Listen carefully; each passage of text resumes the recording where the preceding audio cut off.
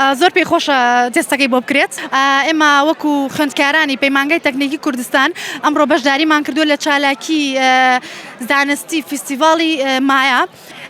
باسی تێستکردنی ڕێژەی شەکرەکەین لە خوێندا کە بزانین تا چەند ڕێژەکەمان بەرزە یاخودەوە تا نزمە. تا چەند خەڵکی بە دڵخۆشیەوە لەم فیستیڤاڵە ئامادەن لێرە تێستی شەکرە بۆ خۆیان بکەن؟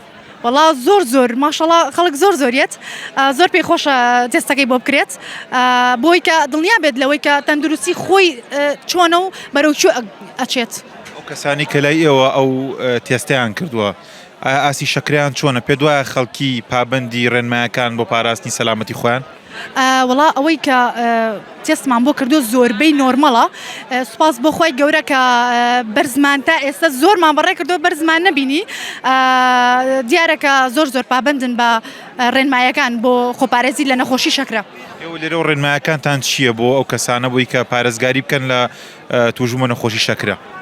ڕێنمایەکانی ئێمە ئەوەیە کە دوور بکەونەوە لەو خواردنانەی کە خراپن بۆ نەخۆشی شەکرە، ئەویش کە زۆر خواردنی شەکرە یاخود شەوریەکان یاخود ئەوە تا چالاکی ڕۆژانیان زۆر بکەن، وەرزشکردنیان زیاد بکەن. ئەمانە زۆر زەڕورە بۆی کە تووشی ئەم نەخۆشیە نەبیت.